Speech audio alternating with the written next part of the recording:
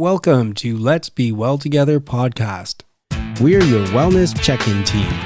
Join us each week or when you can. We enjoy exploring wellness concepts and reminding you to make time for wellness. This is episode 122. We hope our territorial acknowledgement improves allyship with Indigenous people within a reconciliation process. We're on the Haldeman Tract, located on the traditional territories of the Neutral, Anishinaabe, and Haudenosaunee peoples. We acknowledge the presence and traditional knowledge, laws, and philosophies of the Indigenous people with whom we share this land. Hello, everyone.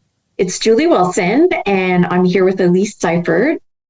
You had mentioned something about a castle. Do you want to tell me a little bit more about that?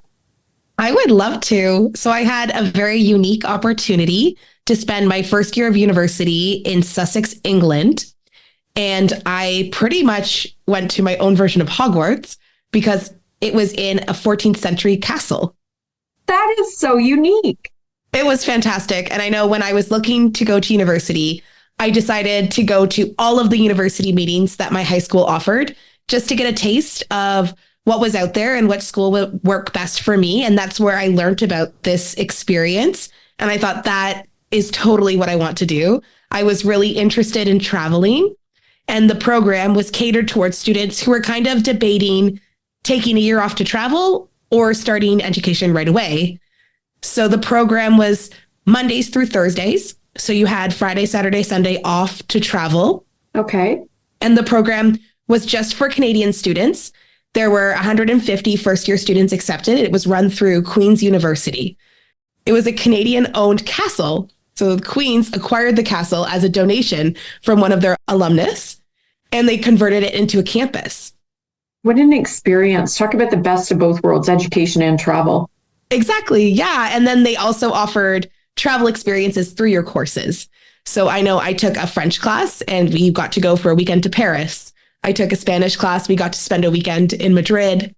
For my history class, we got to tour mines in Scotland. We also got to go to Brussels and we explored the Belgium Museum of the Congo. So exploring kind of colonialism and its effects. Yes. So you could definitely apply your learning within your travels, which was really incredible. And I got to meet the most incredible group of people just because we were all very like-minded in kind of our goals. And I think those are the most incredible friendships and an incredible opportunity that I had. Oh, for sure. Now, did you stay in the castle? Unfortunately, it didn't have the ability to live in the castle. So we just went there for our classes. Okay. But we lived just a 1-2 minute walk away from the castle. And then the dining hall was also in the castle. So we were there every day. There was also a pub in the castle. So we were there a lot, just hanging out around the grounds. It had beautiful gardens that were upkept. There was also an observatory on the grounds, so we could go visit there as well. It sounds lovely. So I guess that would have put a travel bug into you. I imagine you've been back to some of the places that you were offered the opportunity to go visit. It's hard. I mean, I have been back to Europe as a whole, but I don't think I've been back to any of those countries that I visited my first year traveling in England, just because, you know, whenever you travel, you want more and you want different places. So I find it so hard to find the time to go back. But I would absolutely love to go back and visit the castle because it just holds so many fond memories. And I had the opportunity to have my mom come and visit. So that was great that she got to see it and experience it as well. Have you kept in contact with any of those friends? Yes. So those friends, we came back to Canada together. So we all spent the rest of our undergrad together, and they're some of my closest friends. And actually, a lot of them are just spread out all over the world. I know I have a friend who lives in Perth, Australia, a friend who's currently living in Berlin, Germany, a friend who's living in Denmark. So everyone's kind of spread out, but when we do get to see each other, it's fantastic. Oh, what a great experience. And I assume you would recommend that for anyone who has the opportunity to do something like that. I highly recommend it. And another nice part of that program is that it is a small program. So our classes were around 20 people, which is kind of unbelievable for a first year undergraduate program where typically you'd have seminars of hundreds. So we got a really great introduction to university, and we got a lot of attention in terms of structuring essays or taking tests or taking notes. So that was a really valuable experience in itself. Were the professors from England? Some, yes, and some were Canadian who lived on site with us. So there was a wing in our residence where the professors lived as well. Great experience for them as well. Great experience, yeah. They also got the benefit of traveling, so that's wonderful too. If we could go back, right? But I agree with you. Anyone who has the opportunity to do something like that should take that opportunity, because the benefits of travel is amazing. There's so many. I think I wouldn't be the person I am today without this experience. It was at such a foundational time in my life, and it helped me to build so much resilience and so much independence. Exactly. Being from home and so far away, it's not like, your parents could just jump in the car and drive to, meet you or anything like that. For sure, the independence and resilience and just learning to deal with problems on your own. Yeah, and I found great experience. Yeah, I found England or Europe was a good spot to kind of go first, because it's familiar enough that you're not totally shocked once you get there, but there's differences that you find so interesting and so exciting. And the history. Oh, it's everywhere. I couldn't believe the first time I went, I just couldn't believe looking at the buildings, like everything was beautifully historic.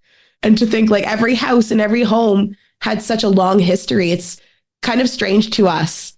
It is very strange to us, because our buildings, they talk in hundreds and thousands of years.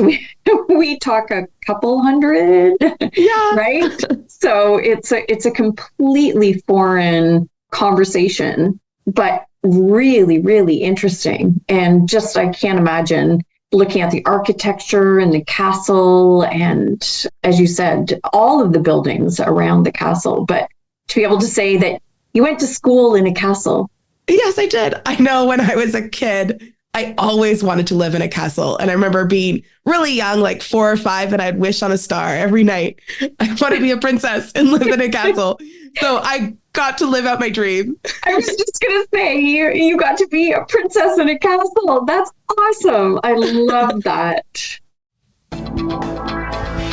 Guests are giving their time, expanding our minds.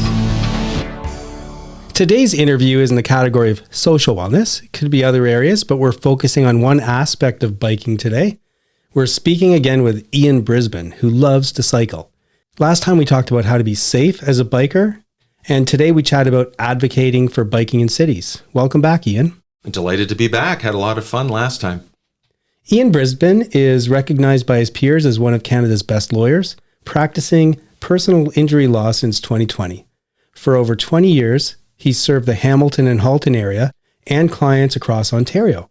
He's represented people from all walks of life on claims arising from motor vehicle collisions, dangerous properties, including passengers, injured cyclists, and pedestrians. He's also helped people who are denied long-term disability benefits and does much more. And Ian is particularly passionate about velolaw.ca.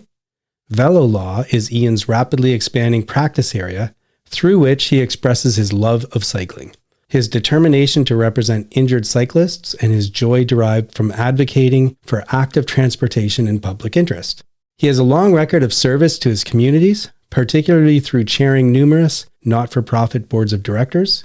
Ian fancies himself a passionate cyclist for all seasons. He's competed in many cycling races, an Ironman, and 6 marathons, including 2 Bostons. He's currently training for an upcoming 70.3, which is half a full Ironman, and Ian lives in Hamilton with his family and Willow, the Bernese mountain dog. Okay, so this time, Ian, advocating for bicycling in the city. So where do we start with that? One of the first points to identify is who the policymakers are. Typically, the law as it relates to cycling and transportation has been the preserve of the provincial government and cities in terms of bylaws. Sometimes there are parts that cross over between those two bodies, but increasingly, as people are turning to be looking at transportation infrastructure, vehicle design, and things like that, there's a role for the federal government as well in terms of regulating some of these factors that frankly have been ignored for too long as the safety hazards that they represent. So a big part of it is it's always very surprising to me that as lawyers, one of the very first things we would say is, which court should I be in? Right. Make sure that you're where you should be. And it's often surprising to find out that people are directing their energies toward a level of government that doesn't have the jurisdiction to deal with their concern. So we have people actually listening from other countries. So just as a quick overview, Canada has a number of provinces and territories. So there's a federal government that oversees some issues that relate throughout all the provinces and territories. And each province has its own government, and they have their jurisdiction to deal with some issues. And then in most cases, there's a municipality that has control over some issues. And then the city, there might be a city under the municipality. So there could be up to 4 levels of government there. And what you're saying is we should take our time to figure out, if I'm going to promote an issue, promote a topic, or ask for things, I have to make sure I'm going to the right level of government. That's exactly right. Know your audience. That's the sort of the cardinal rule for any advocate in any space, is to know who your audience is and tailor the message accordingly. And what are some of the things, the messages that people are trying to get out when it comes to biking and advocacy? That's a multifaceted answer. And I know in terms of the context of social wellness, cycling and active transportation, I touched on this a little bit the last time. There's a lot of equity considerations that go into that. And in terms of the types of folks who are, for example, overrepresented in deaths as cyclists or as pedestrians, they tend to represent marginalized groups. One of my friends is a counselor in the city of Hamilton, and she taught me the idea of what she referred to as the indicator species, which is essentially that, say, for example, in a bike lane, having someone who looks like me, a white man who's, large and athletic, my willingness to use a piece of infrastructure is meaningless. The question is, would a young mother with a young child use that same infrastructure and be comfortable using it? If that young mother isn't comfortable using it, it's no good. I know there must be a problem because I actually walk to work a lot of times, and more people are biking by me on the sidewalks. Like, there's people on the sidewalks all the time. And part of me is like, hey man, get off the sidewalk. But another part of me is like, there's a reason why they're afraid to be on the road. What is it? Well, the drivers are yelling at them to get on the sidewalk, and the pedestrians are rightly yelling at them to get off. Right. First of all, there's the issue of who, again, the more vulnerable user is, and that's certainly the pedestrian. The other thing that isn't often thought of is that if you're on the sidewalk, every single driveway becomes an intersection. Right. It becomes an opportunity for conflict, and as a result, it's a lot more dangerous. Drivers aren't typically looking for cyclists on the sidewalk. We're trying to educate drivers, myself included, to expect to find cyclists on the roads. Sidewalks are for people, not for bikes. But that said, coming into the advocacy piece, we need appropriate transportation infrastructure. So people are going to make decisions in terms of what they believe to be the safest option. Right. And they're not being offered proper guidance for it. It's a human factors issue. You want to reduce the number of decisions people have to make. The way they are supposed to go and how they're supposed to behave should be obvious. There should be no choice. At this point, well-protected, physically separated bike infrastructure is the gold standard. Which they're actually putting in place in Kitchener to some people's chagrin, especially because right now it's not yet getting a lot of use. So the things people are saying seem to be, why'd you do that? Nobody's using it. But I personally believe that it's starting to get more use. And as people feel safer and as they see the benefits, which I think there's a ton of, including you feel great, we'll start to see it more and more. And I love seeing that complete separation of and benefits for drivers. Right. You've got less traffic on the road. How can anyone oppose that? And very quickly on that equity piece, we have to my mind, and the data shows, a well-used cycleway in Hamilton. But the complaints you'll hear is, well, the only people who use it are people taking empties to the beer store. And Brother. But the fact is, are they on a bike? Right. They're a cyclist. Yeah. Their life isn't worth less by virtue of how they're choosing to cycle, or even if they're not choosing to because they don't have any other alternative. Right. We're all entitled to be safe. And in the advocacy space, it's very important that, again, not only that we recognize our audience, but we also recognize our constituency. Now, in terms of the policymakers, who are they? Like, who are the people that you tend to have to talk to? It's surprising the extent to which you can get things done by, frankly, making friends with staff. Well, in Hamilton, the region and the city are the same. Right. They've been amalgamated. Okay. So let's say you're in Hamilton and the decision is a Hamilton decision in terms of something to do with the roadway or the biking. And what you're saying is you make friends with staff at City Hall or wherever it happens to be, and they can help you navigate the process. That's right. And politicians are busy, and everybody is grasping for their ear. But I find that increasingly it's public works staff. It's leadership within the staff ranks. And when they're prepared to champion a project, that's a real win, because then you've got folks who are willing to carry your water for you. And what they're looking for, it's no different than dealing with the media. Often they're looking for content. You know, they want column inches. They want a story to put up on their social media. They want a soundbite.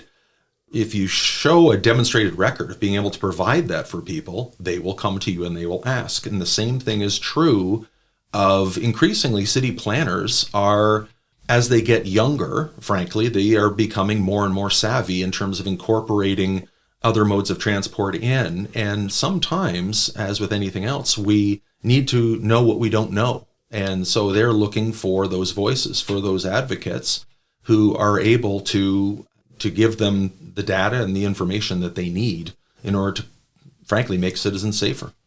That sounds amazing. And what about organizations? Or who's out there, grassroots, other organizations, who's out there speaking for cyclists?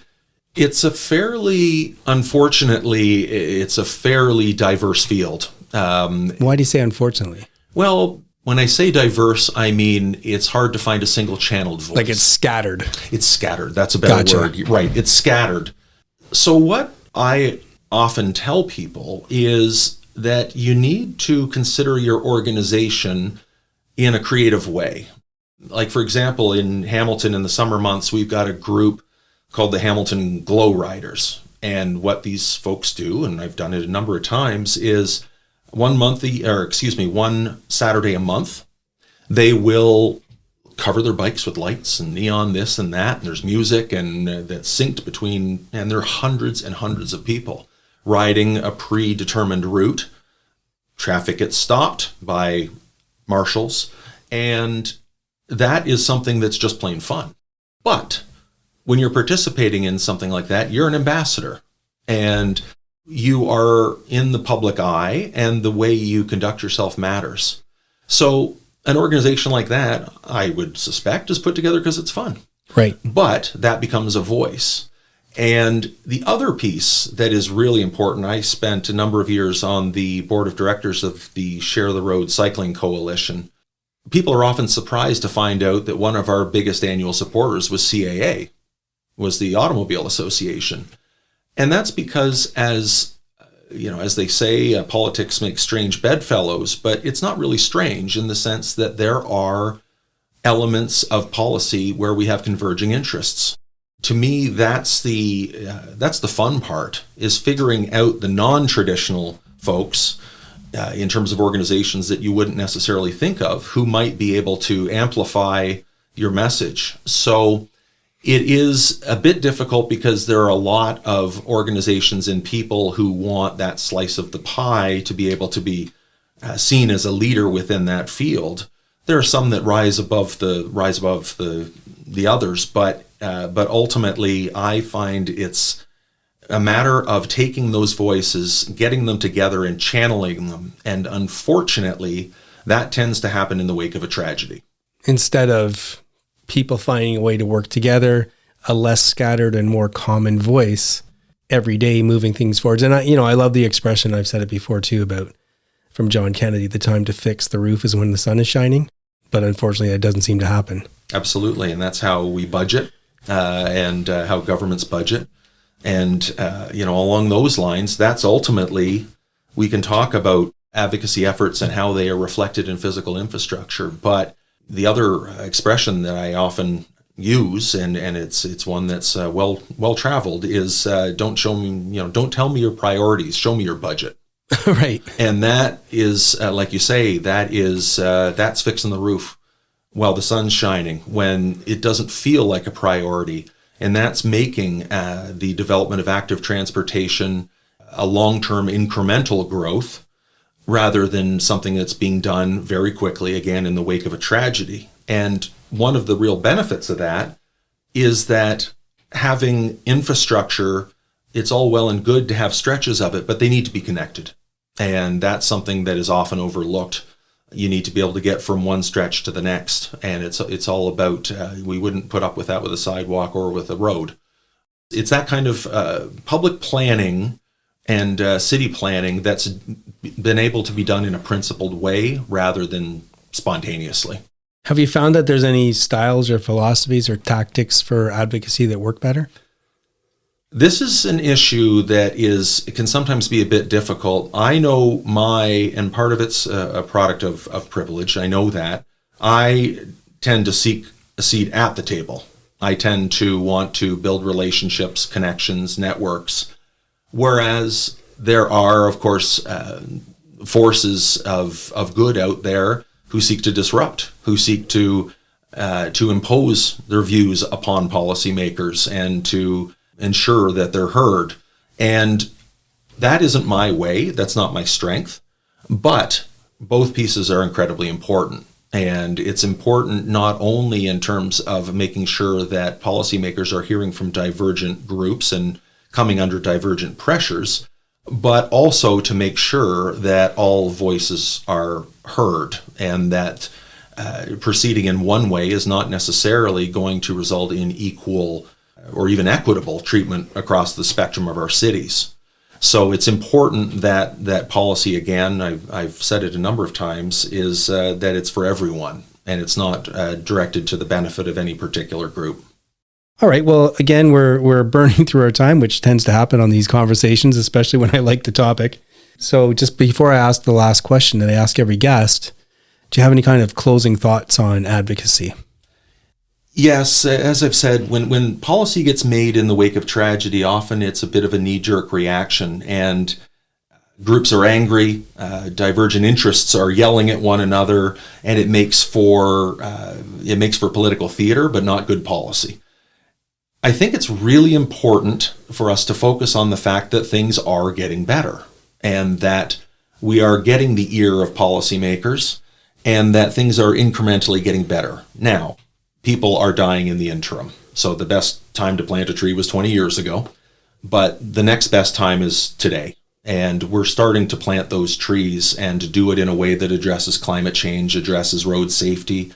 And the one thing I'll observe, and it's not necessarily directly related to advocacy piece, but people say, oh my gosh, there's always terrible stories about things happening to cyclists and pedestrians. And that's not my experience. I find that, yes, that they happen, and when they happen, they're terrible. I find the average driver is much more courteous, much more careful, and relates much better to people engaging in active transportation that's ever been the case in my lifetime. The outliers are far worse. Right. But they are the outliers. And I think that demonstrates that we are changing minds, and like I say, that cycling and walking and other active transportation means are being incorporated into our web of how we get around our cities. I'm really excited. I've been running around the city for the last number of years.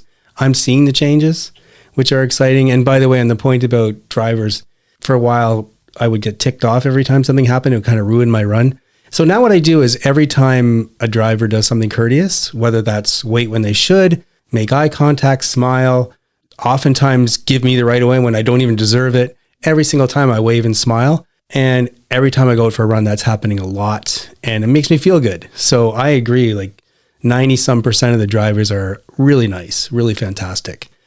And that really small percentage, I try not to let them get to me anymore. So here we are. You know, from the last time that we ask every guest the same question. in a context where we have many areas of wellness that are important to us and not enough time to keep them all going at any given time. So today, Ian, are you currently neglecting an area of wellness in your life? And if so, can you think of one thing you could do to foster wellness in that area? Yes, I can. And that is that every time I rediscover that, as I've said before, that movement is medicine, I'm surprised that I managed to forget it. I know. Isn't it easy to forget that? I don't know how, because every time I find myself saying, I forgot how good this feels. Yeah. I forgot how, for example, cycling to work, those times when I ride, I'm just like, the workday feels great. Yeah. You know, and you'd think after 50 years that would get through my head. No. But I'm constantly relearning that lesson. And what I'm trying to incorporate is to remember that movement is a huge priority for all sorts of reasons, healthy longevity, everything else. But it needs to be scheduled. It does. Needs to be an appointment, and it needs to be something that is non-negotiable. And whether that's managing to express that to our families and say, this is important for you that I get this time, or just making sure that you make it a priority in your own life, it's something that I'm constantly relearning, and eventually I'll get there. My version of that, it's happened to me so many times recently. I've started getting back into some light, like dumbbell exercises a few times a week, and I might get injured, I might stop, whatever it is. If I don't do it for like 3 weeks, I'm like, oh, I can't do that. It's so hard and I don't want to do it. And then I do it and I'm like, this is amazing. And so why is it? I've never understood why we've evolved in a certain way that we forget these things or we forget how to eat right or whatever. There's nothing worse than that first day lifting or the day after the first day lifting. So yeah. I think the goal is to make sure you only have one first day. But anyway, if you listen to our podcast, we actually have a segment called Move That Body, and we want everybody to move that body. So I'm really glad you had that message to remind ourselves to move and how great it feels. We're built for it. Well, thanks for 2 interviews. It's been really interesting, and we've learned a lot about biking and advocacy. Terrific.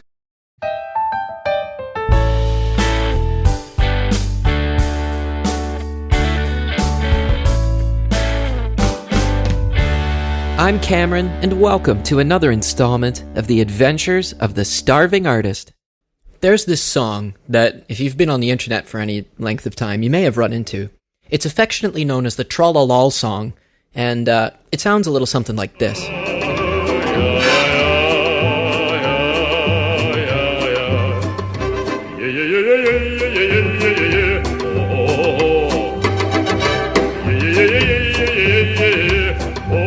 So if you've heard that before, there you go. Happy to bring it back. And if you haven't, it's my pleasure to introduce it to you. This song is actually entitled, I Am Very Glad as I'm Finally Returning Back Home. And I want to tell you a little bit about its history and how it's come back into my life. Because if you grew up on the internet, like many people my age did, this song is intensely memeable. It used to be used all the time, and it's affectionately referred to as the Trollolol song. There is a section where he actually sings Trollolololololololol, which is just hilarious. But it wasn't always just gibberish syllables. So I have this student. He's an adult student, a beginner singer, and he's doing really well as he progresses, but he wants to perform this at our summer concert, which is hilarious and awesome. It's a tricky piece, especially for a beginning singer, because despite having gibberish for lyrics, it is deceptively difficult. There are lots of vocal acrobatics, precision, and there are different key changes that happen throughout. It goes really, really high. In fact, there's a high D, which is like, ha-yee! But the rest of the tune is sort of a baritone tenor range, so it's really a stretch. He's doing a great job, but he told me about the history of this piece, and I had no idea, and I thought it was fascinating, because, like I said, I grew up with this as the meme, trollolol, right? Here's the history. Originally, this song, people think it was composed by the guy that popularized it. His name is Edward Kiel, but he did not compose it. It was actually composed by a 20th century composer named Arkady Ostrovsky, and I'm sure I butchered that pronunciation. The original version has actual lyrics instead of gibberish, and it was about the story of an American cowboy, or American-style cowboy. He couldn't wait to ride his horse back home to see his wife and give her a hug, and she's waiting for him and knitting him a pair of stockings, and other things to that effect. The thing is, he wasn't allowed to sing those lyrics because the song was composed sometime in the early 60s. Now, if you put your history lesson hat on for a second, let's think this through. Russia, early 60s, a song about an American cowboy. You see the problem? This was at the beginning of, in the Cold War. So, to avoid public outrage in Russia, Edward Kiel changed the lyrics out, abandoned them, and threw in these nonsense syllables that still had a joyous, bouncy feel. And that's the song that became famous. That's the version that made it. I thought that was just fascinating because, like I said, I grew up knowing this song as the Tra-la-la song. So there you go. A little bit of history for you. Going back to the Cold War. Some fun, odd Russian music. And it's a good laugh. If you're looking for it, the whole song, it is actually pretty musical. It's kind of fun. It's got like an Austin Powers vibe, if that makes any sense. Groovy, baby, yeah. You can check it out on YouTube. If you search Tra-la-la, it'll come up. Or you can look for I am so glad, or I am very glad as I'm finally returning back home. Anyway, that's all for me today. Tra-la-la. Hope you're having a fabulous week. Listen to some fun tunes, get a smile going. Love it. I'm Cameron. This is The Starving Artist. Until next time.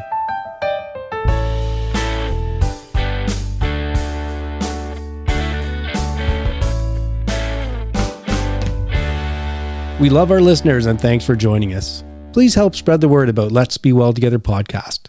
Follow us and rate us on Spotify, Apple, Google, or your favorite podcast platform. Follow us on Instagram at lets.be.well.together and let your friends know about us. Move that body like we're meant to do. It's John and Sheila. We're trying to take a bit of a different approach to articles. We were going over them for What's on Your Mind and Move That Body and other places, and we tend to be more tied to them. And what we'd like to do is just use them as a backdrop, but then have a conversation. Right. Here's one that I think is very interesting and somewhat controversial. It's from thedailymail.com. It's dated November 11, 2022, and the article is called Exclusive. Donuts, cereal, and pizza should be redefined as drugs. Scientists say highly processed foods are just as addictive and harmful as cigarettes. What'd you think? Right. Well, I totally agree with this. And I'm not sure why you think it's so controversial. Is it just because people don't want government telling them what they can do? Is that why? If this is accepted, it's going to have serious repercussions. Like, for example, how many advertisements for cigarettes do you see on TV? Right. So in that sense, like the actual companies themselves will be upset because they might lose revenue. Well, what if I asked you this?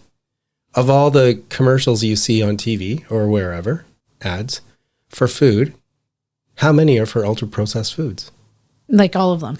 Like if they're food commercials, it's for processed food. So I'm pretty sure if people Right. start to think that these kind of foods are so unhealthy that they're like drugs, and we have to treat them like drugs, then there's going to be a lot of backlash and a lot of people upset and a lot of people saying, that's not true. How can you tell me that, these chips are drugs? Like, mind your own business. I can eat whatever chips I want. Yeah, You're trying to control my whole, So Yeah, there's yeah. different ways it can be controversial. Okay, I guess. But here's the idea I really like. We've made a big shift in the last bunch of years to eating mostly whole food, natural food. And we feel amazing. It's a great way to live our lives. Yeah, for sure. We try and avoid processed foods. And what I liked about this article is it says if you look at ultra-processed foods, things like soda, chip, pastries, candies, that kind of stuff that have high amounts of unnatural flavors, preservatives, and sweeteners, is it food? Yeah, good point. And what they're saying is it's more like a drug because of how distant they are in taste and texture from real foods, the stuff that we're eating. Yeah. It's really interesting. Yeah, that is really interesting. What I found really interesting was that it was saying that these processed foods are quick hits, just like cocaine, nicotine, and alcohol are. So it has the same effect on your body and makes it addictive. And I definitely feel this when I'm eating or when I have eaten, because sometimes I like to have a little sweet, and I love chips. Like I love the saltiness and I crave them. Kind of what they're saying too is obviously a lot of these foods too, they're the kind of things that there's a risk of obesity, chronic illness, there's a lot of fat and sugar. And in fact, they're designed to deliver sugars and fat in that kind of super fast hit way. Yeah. Which sounds a lot like what a drug does. Exactly. When you're trying to, you have a craving, you're trying to get your hit. Yeah. They're really pushing that. So also in this article, it says that the high sugar, high fatty products impact a person's dopamine receptors, which also changes your body, changes your mind, makes it more addictive, I think. That ties in with another point where they say, look at 3 key metrics: compulsive use, mood alteration, and reinforcement. Yeah. And you're talking about one of those things. Yeah. And that's what nicotine does. Right? So, and we're seeing that some of these ultra processed foods do the same thing. At least I feel like I'm not completely out of it when I do crave these things, that I know that it's because it is addictive. It's like craving alcohol or craving nicotine. You're going through withdrawal, and you need to be off the high sugar products or high fatty products for 2 weeks at least, I think, before you don't have that addictive desire anymore. Well, way long before I read this article, years ago, I've been telling you this for 10, 15 years. If I can just cut out sugary food, and I wasn't thinking of all this stuff, I was just thinking about sweets. I have a sweet tooth. And if I can cut out sugary food for 2 weeks or more, I don't tend to have that craving. But if I eat sugary stuff, like now that I think of it, it is exactly like a craving. I mean, I eat it and I want more. I want more. I want more. I want more. And it feels like it's not like you're like, oh, I'm hungry and I need something to satisfy me. It's like your brain going, you need to do this. You need to do this. And you're watching TV and you're distracted. You need to do this. You need to do this. So I'm glad to know that makes sense in the context here, that it's almost like a drug. It's affecting my brain. It's affecting dopamine. It's affecting all these things. It's no wonder when I'm eating this kind of stuff. And so hopefully I can go 2 weeks without it. Yeah. So I just think that you just got to say that to yourself. You're not hungry. You're just craving it. This is an addiction. We need to we need to stop doing this. If you can try and have that little argument in your head, I think it'll make us all healthier. So if we get out of the controversy of this, like if we want to say, I don't want to get controversial, I'm not taking a stand, I'm not throwing this article in your face. We have a message that we're going to keep singing and talking about forever, which is if you get back to eating real food, whole food, natural food, use things like herbs for flavor and cinnamon for something that's a little sweeter, do all that stuff. Our experience is we feel so much better. Yeah. And reading this article, it's like also helps scare me straight. Yeah, I agree. There's a thought. Popped up while running. There's a great thing that happens when you help people, whether it's service work or any kind of help. And I was kind of basking in that feeling on my run today. Did you ever do something for someone else, thinking that you were doing it to help someone else, and you realize that you were helping yourself? Probably helping yourself more than you help the other person.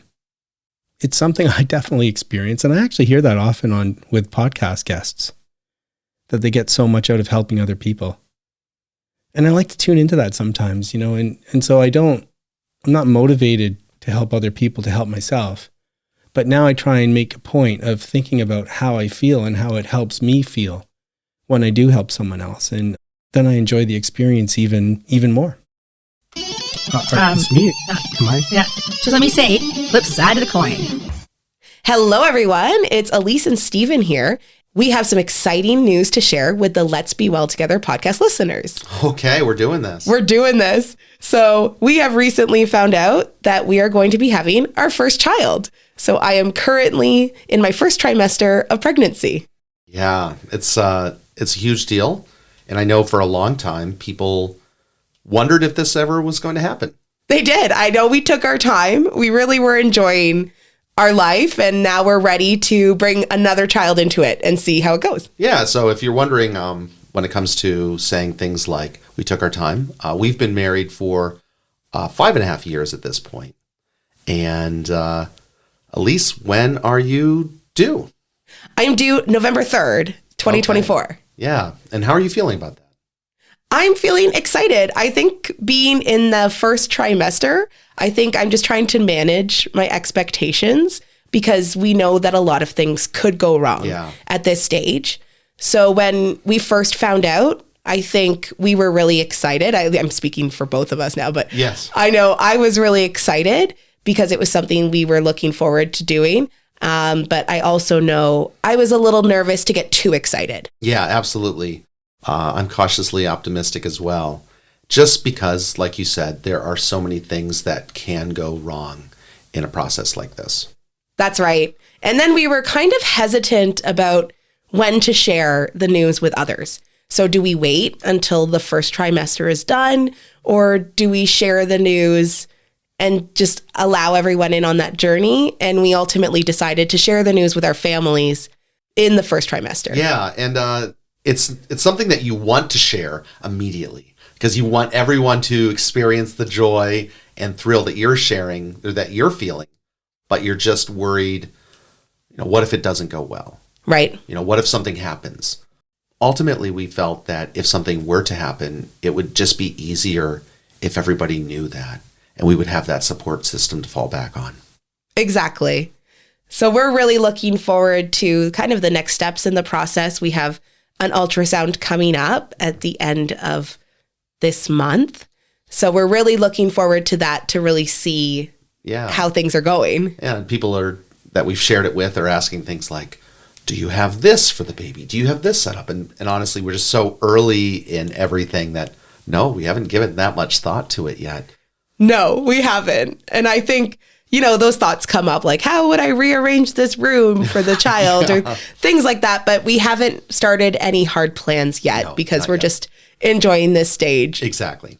And I know I've definitely been feeling the symptoms. Oh. Yeah, so I've been feeling fatigue, I think was the first one that hit me. I would be falling asleep on the couch at 8:00.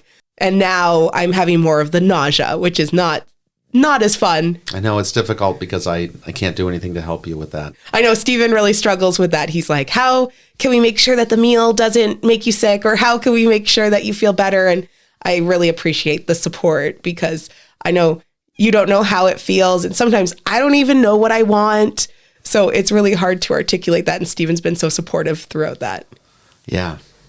So while these are our first thoughts of just being pregnant in the first trimester, we're looking forward to sharing as our journey continues. Please remember that we're not providing advice. We hope to inspire you to work towards balance, and we urge you to consult with qualified people if you need advice. The people on the show are speaking in their personal capacities. Their views expressed are their own and don't represent the views or opinions of their outside contacts, their employers, or anyone else. We try to get things right, but we can't guarantee everything we say is correct or that the things we talk about will work for you. Let's be well together, and let's be sure to do that in a safe way.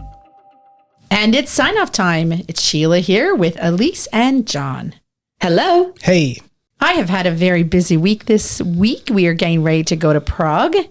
So next week at this time, we will be in Prague. Very exciting. So trying to get everything organized for that and figuring out what we're doing. And we're getting our house organized for our son to come and take care of it, take care of the pool. So he'll be here. I've been working full-time, my day job. And then also I taught dance last week and I did a concert last week. So I've just been so busy and trying to keep up with the gardens and the pool, and everything seems to be coming together. And I'm sure John's going to mention, but we had a lovely dinner with friends. So we went out on Friday night. So we have been busy every single night last week. What about you, Elise? It was a lovely week for me. I think the weather was super nice, which put everyone in a great mood. And I know we walked down to our local beach on the weekend and there were people enjoying the splash pad and sitting on the beach. So it was really nice to see that and just to see people enjoying the beautiful weather. I myself have been struggling a bit at this point in my pregnancy because I've been advised by my doctor not to do any activities, and that includes heavy lifting. And it's a point in our yard work right now where we're trying to do a lot of things. Mm-hmm. And I can't help. And it really bothers me that I can't, lift the bags of soil or help with the lawn mowing, because usually I like to help with that stuff. So I'm just trying to remind myself that it's temporary and that it will pass and that everything will be better after this. Yes. You just gotta How about you, John? Well, in those situations where you can't actually do the physical labor, you can have fun by pretending you're like a queen and you're ordering Stephen around all the time. That's what I should Lift do. that. Get on my Harder. throne. Work harder. Do this. It's at do least that. entertaining. Yeah, like Sheila said, it's super busy. We're getting ready to go away next week. And every once in a while, it's like, I'm like a checklist person. And this has been crazy this week. Like all Saturday and Sunday, I would make these checklists and like do all this stuff. And that was happening last week. We did go out to dinner with friends and that was a lot of fun. And also I did one of those days where I work in our Toronto office last week. So jumped on the GO train, went to the big city. And it's always really interesting. We used to live there. And what a contrast between being in busy Toronto with thousands of people. You see so many people everywhere you go. And then we get back to our little quiet house in Kitchener. It's kind of neat to see both sides of that. So super busy, Mr. Checklist this week, getting lots done and looking forward to Prague. I'm getting really excited. So thanks everyone for joining us this week. We hope you get a chance to join us again. We'll talk to you soon. That is it for today's show. Please try and make wellness a priority. You deserve it. If you feel the need to talk to someone or ask for help, please do that. Accept yourself for the person you are. So long. Adieu. Auf Wiedersehen. Goodbye.